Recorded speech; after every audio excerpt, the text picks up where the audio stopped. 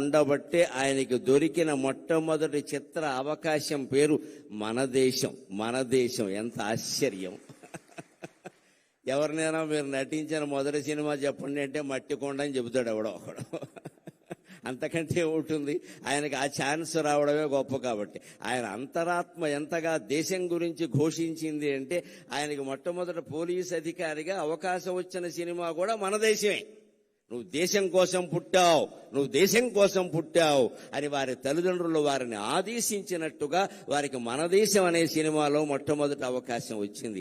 ఏ పాత్ర వచ్చినా ఇది హీరో పాత్ర, జీరో పాత్ర, ఇంకోట, దీని ప్రాధాన్యం ఏమిటి అని ఆలోచించకుండా తన పాత్రకి న్యాయం చేసిన వ్యక్తి ఎన్టీఆర్ అంటే ఖచ్చితంగా ఈ పాత్ర నాకు వచ్చింది చాలు, దీనికి నేను న్యాయం చేస్తే మిగిలినవన్నీ అవే వస్తాయి, తరుముకుంటూ వస్తాయి, వెతుక్కుంటూ వస్తాయి. నా రత్నం అన్విష్యతి మృగ్యతే హితత్ అంటాడు కాళిదాసు కుమార సంభవంలో.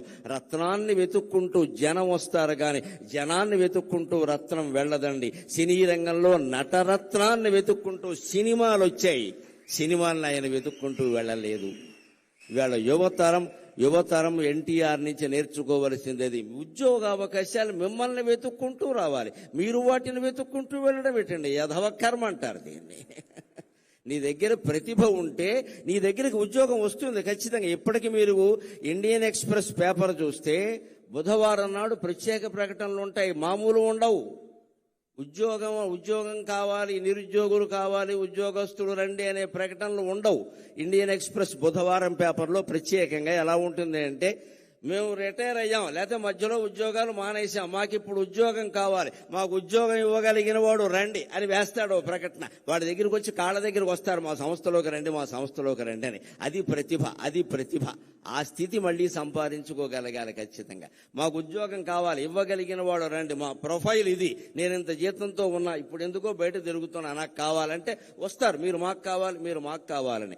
అటువంటి ప్రతిభను యువతరం సంపాదించుకోవాలంటే ఎన్టీఆర్ లాగా దైవభక్తి ఉండాలి, దేశభక్తి ఉండాలి, భాషానురక్తి ఉండాలి, అన్నిటికీ మించి రసస్ఫూర్తి ఉండాలి. అది మనం ఎన్టీఆర్ నుంచి నేర్చుకోవాలి ఖచ్చితంగా. మన దేశమున పాదమోని, మన దేశం అనే చిత్రంతో ఆయన రంగప్రవేశం చేశారు. అక్కడి నుంచి ఆయన నటించని పాత్ర లేదు. అన్ని రంగాలకి సంబంధించిన అన్ని పాత్రల్లోనూ నటించారు. మన దేశమున పాదమోని నట పద్మశ్రీ పురస్కారియై ఘన పౌరాణిక తత్వ జానపద సంఘశ్రేష్ఠ చారిత్రక ప్రణుతింగాంచిన పాత్రలన్నిటినీ ఘన పౌరాణిక తత్వ జానపద సంఘశ్రేష్ఠ చారిత్రక ప్రణుతింగాంచిన పాత్రలన్నిటినీ ఔరాయంచు మెప్పించితీవు అనఘా స్వర్గమునేలు పాత్రగొనినావా రమరాయ ప్రభో.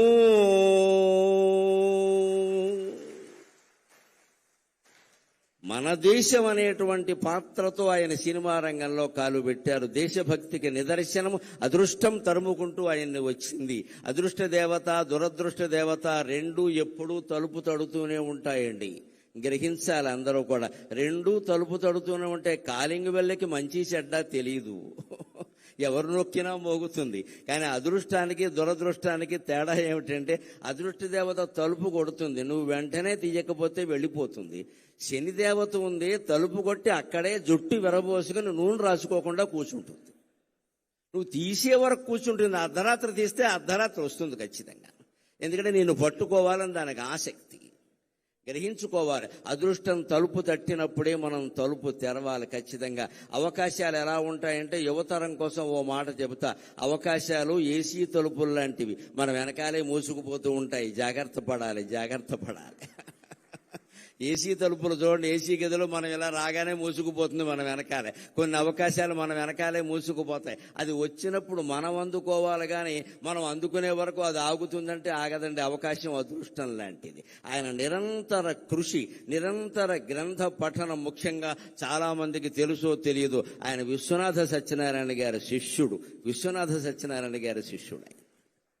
మా గురువు గారిని ఎంతో గౌరవంగా చెప్పుకునేవారు. ఎస్ఆర్ఆర్ అని సివిఆర్ కాలేజీలో చదువుకున్నారు ఆయన.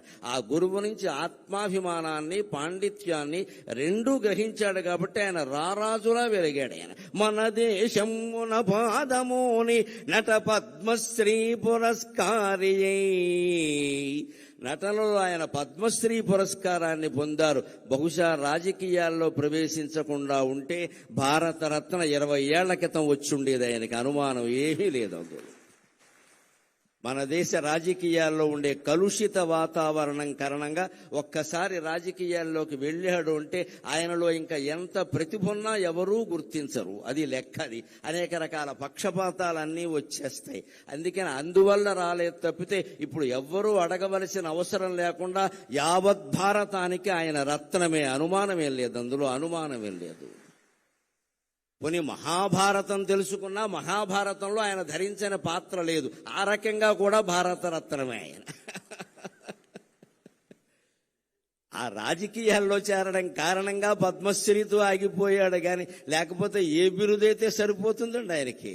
కానీ అది చాలు ఆయన నటన వైభవానికి. అదే నాకు పద్మశ్రీ వచ్చి 2022 మార్చి 21వ తేదీన నేను పద్మశ్రీ ఎందుకున్నాక నరేంద్ర మోడీ గారు నన్ను పలకరించడానికి వచ్చినప్పుడు నేను ఎంత ఆనందం పొందాలి అంటే, నేను అభిమానించే మహానటుడికి వచ్చిన పద్మశ్రీ ఈనాడు నాకు వచ్చింది కదా అనుకున్నాను. నేను ఈనాడు నాకు వచ్చింది కదా అనుకున్నాను.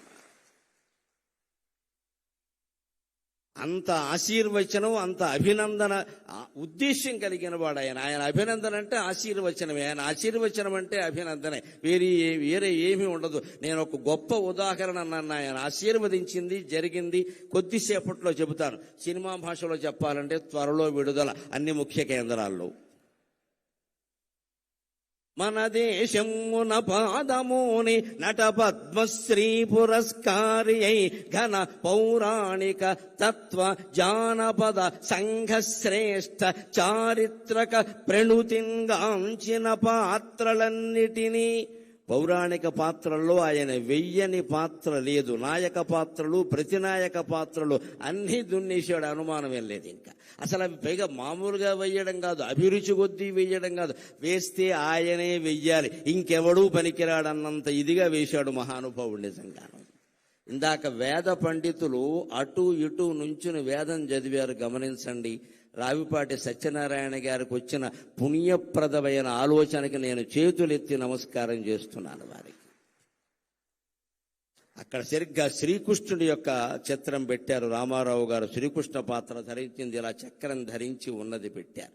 నిజంగా వేదం చదువుతూ ఉంటే ఉండవలసిన చిత్రం అదే నిజంగా. సరిగ్గా వేదం చదువుతుంటే అటు సగం మంది ఇటు సగం మంది నిలబడ్డారు చూడండి ఖచ్చితంగా. అది ఏమిటంటే లలితా సహస్రంలో చెబుతారు కదా, ద్విజపంక్తి ద్వయోజ్వల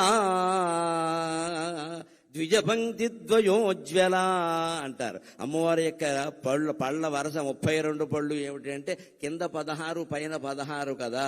అలాగ వేదం చదివేటువంటి పండితులు అటు 16 మంది ఇటు 16 మంది నిలబడి వేదం చదివినట్టుగా నీకుండే 32 పళ్ళు ప్రకాశిస్తున్నాయమ్మా అని ద్విజపంక్తి ద్వయోజ్వల అని చెబుతారు లలితా సహస్రంలో. అంతటి దృశ్యాన్ని వేళ పద్మశ్రీ ఎన్టీఆర్ కల్చరల్ అసోసియేషన్ వారు సత్యనారాయణ గారి నాయకత్వంలో మనకు ఎలా చూపించారు అంటే, ఎన్టీఆర్ శ్రీకృష్ణుడిగా కనిపించేలా చేసి అటు ఇటు ద్విజపంక్తి ద్వయోజ్వల అనేటువంటి దృశ్యాన్ని మనకి సాక్షాత్కరింపజేశారు. నిజంగా మన సంస్కృతిని నిలబెట్టుకోవాలంటే ముందు వేద పండితుల్ని పిలవాలి, వేదస్వస్తి చేయించాలి, కనీసం 5-10 నిమిషాలైనా చేయించాలి. సంప్రదాయం తెలిసిన వాడిని కాబట్టి చెబుతున్నా, ఏవైనా అశుభాలు మీ ఇంట్లో జరుగుతాయి జాతకం ప్రకారం అనేటువంటి అనుమానం మీకు ఏదైనా ఉంటే 4 ఘనపాఠీలను పిలిపించి హాల్లో వేదస్వస్తి చెప్పించండి అమ్మా. అశుభం జరగనే జరగదు, అశుభం జరగనే జరగదు, అన్నీ శుభాలే జరుగుతాయి. వేదం అంత గొప్పది. వేళ దాంతో మనం సభని ప్రారంభించుకున్నాం. ఆ వేదానికి మూలమైన, వేదంతో ప్రారంభమైన శాస్త్రాలు, కావ్యాలు, పురాణాల్లో ఉండే పాత్రలన్నీ అవలోడనం చేసుకుని ఆ మహానుభావుడు పౌరాణిక పాత్రలను నటించాడు. తత్వవేత్తల పాత్రలు, పోతులూరి వీరబ్రహ్మేంద్ర స్వామి గారి పాత్ర ఎలా నటించాడు? నా భూతో నా భవిష్యతి, మరొకడు చెయ్యలేడు అన్నట్టుగానే నటించాడు ఆయన. గౌతమ బుద్ధుడు లాంటి పాత్రలన్నీ వేశాడు. రామకృష్ణ పరమ వివేకానందుడు లాంటి పాత్రలన్నీ వేశాడు. అలాగే ఇక జానపదం, ఆయన్ని కాంతారావు గారిని చెప్పుకున్నాకే ఎవరినైనా చెప్పుకోవాలి. ఆ రోజుల్లో మేము అభిమానులుగా ఊరేగే సందర్భాల్లో ఏ మాట వచ్చినా చెక్కడో వదలడో, కదలడో వదలడో, చెక్కడో దొరకడో, ఇదే గొడవ ఎంతసేపు.